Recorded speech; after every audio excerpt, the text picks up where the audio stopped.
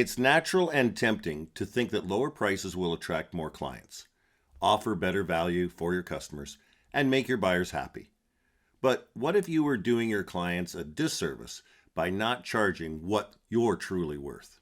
As a high performance coach, I advise my clients every day on the best way to position themselves and package their services to provide maximum value for both them and their clients. And I found that dramatically raising your prices can be advantageous for everyone involved. Being the lowest price has no advantages, says business coach Dan Kennedy. If you're not the lowest cost provider in your market, you might want to consider being the highest. Our clients typically go from offering hourly coaching and consulting services to selling packages and serving clients using a one-to-many training model. Prices range anywhere from $2,500 to $10,000 per client. They turn what used to be a $400 to $1,000 client into a $5,000 client and reduce the hours spent per client. That's a 5 to 10 times increase in price while working less, and they get better results for their clients while doing it. This same strategy can be applied across a variety of industries. Here's why you should consider raising your prices today, no matter what business you're in. The first advantage, higher prices attracts better quality clients. Clients or customers who only want to buy from you because you're the lowest cost provider will treat you as such. These bottom feeders will expect the world from you, blame all of their problems on you, and leave you for a competitor in a heartbeat. When you switch to premium prices and position yourself as the best at what you do, you'll attract clients who value your unique offering. These types of clients tend to take responsibility for themselves and have reasonable expectations about what's possible to achieve from your service and your work together. They're more likely to stay loyal instead of leaving for the lowest cost option the moment it appears. In short, they're easier to work with, easier to satisfy, and they pay a lot more. They know the old adage, you get what you pay for, is true, and they're willing to invest in quality and doing things right instead of looking for the lowest price. The second advantage is increased value. When you beg to work with your clients and show that you're willing to do anything to get the sale, including lowering your prices, you're showing your clients that you're a body for hire and that they are in control of the relationship. As a result, you'll often be treated like an employee rather than a trusted expert.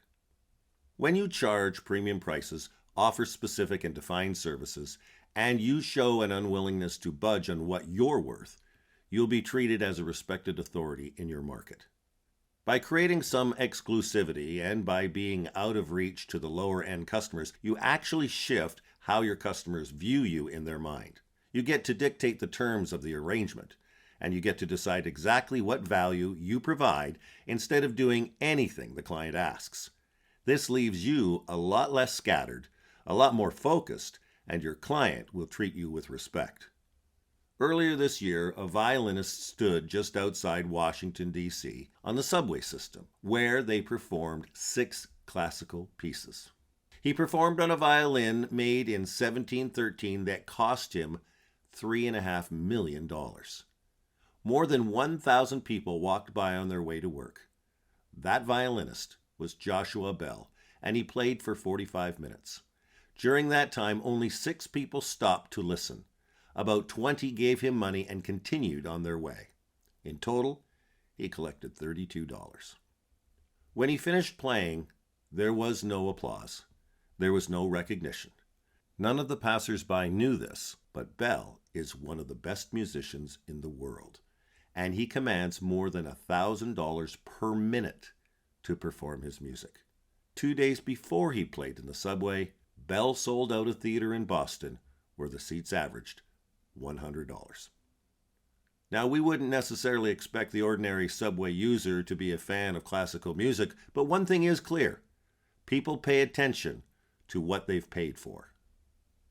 The third advantage, increased results.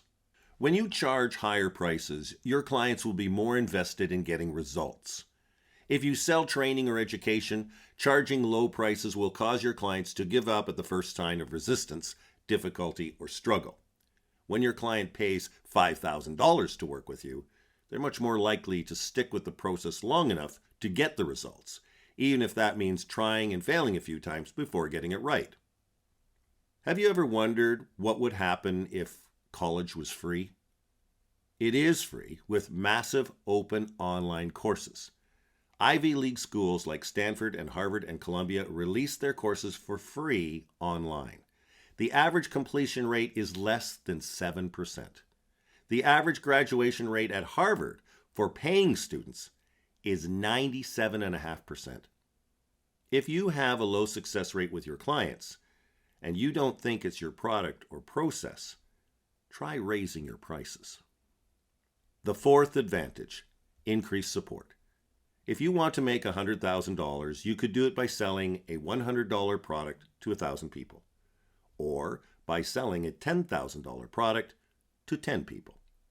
The first way isn't going to allow you to form a real relationship or provide quality support to your customers. You can't possibly address each client's unique needs to make sure that they get the result they paid for. The second option gives you the freedom to spend the time making sure that every single one of your clients' needs are addressed, their unique challenges are overcome, and that they get the best possible outcome from your work together.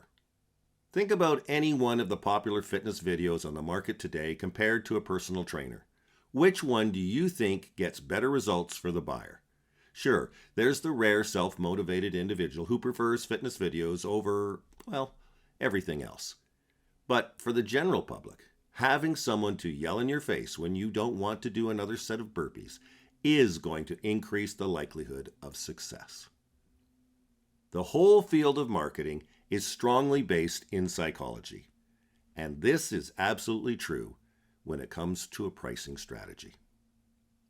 Well, don't you come back no more. What you said? Don't you come back no more. I didn't understand you. Don't you come back no more. You can't mean that. Don't you come back no more. Oh, now, baby, please. Don't you come back no more. What you trying to do to me?